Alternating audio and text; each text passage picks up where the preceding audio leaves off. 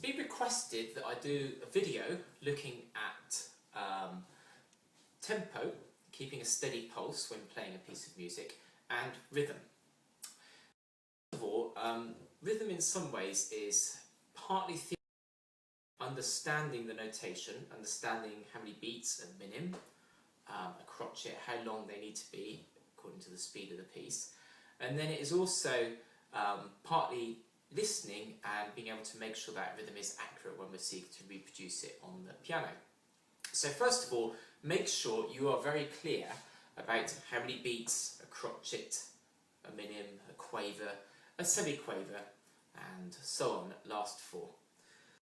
To help with getting the difference between those, we can do a little exercise. So normally we would use a metronome to give us a nice steady beat. And we're going to play a C major scale with one note for every beat. So we're playing crotchets, as it were.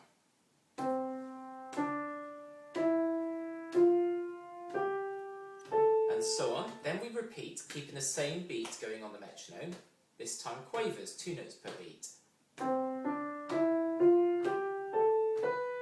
Then, with triplets, semi-quavers.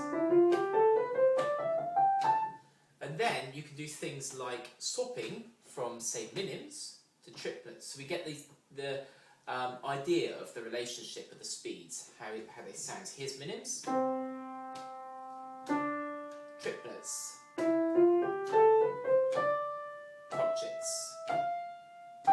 and so on. Another useful little exercise, bearing this in mind, is just to use a C major chord. So first of all, semi-brief, minims, crotchets, quavers, triplets, semi-quavers, and so on. So exercises like that using a metronome will help us to understand the relationship between semi-quavers and quavers, or crotchets and quavers, so that we understand not just the theory, but we also hopefully understand how they sound and the different speeds. Then we have to put all this into the context of learning a piece of music. So we now understand what a crotchet means, what a quaver means, and we understand how they should sound. We now get our piece of music. Now, some music, particularly romantic music, needs to have a tempo rubato. Tempo rubato is just when we make the pulse a little bit flexible. So, for example, if I was playing Chopin's Nocturne in E flat,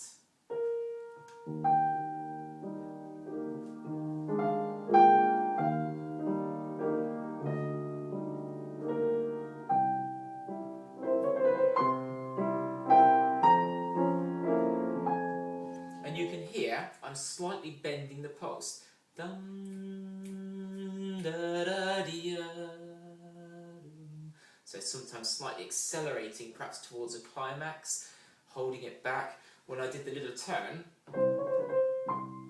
just take a little bit of time so the turn sounds graceful and not rushed. However, I think it's worth learning to play every piece of music with a steady pulse first, and then perhaps adding the rubato in at a later stage once you've got the steady pulse sorted first of all. So it is very useful to have a metronome and to run through the piece at a speed where you can technically manage all the notes to make sure we've got that steady pulse. Now, if the piece is a faster piece, you may then want to up the metronome tempo slightly. And if you can manage it at that faster tempo, perfect. Next day, maybe a little bit quicker still. However, if you find at the faster tempo you're starting to get some errors, some wrong notes creeping in, or some unevenness, slow it back down again. And after some practice, when the fingers have learnt where they've got to go and the muscle memory has kicked in, you'll be able to speed it up.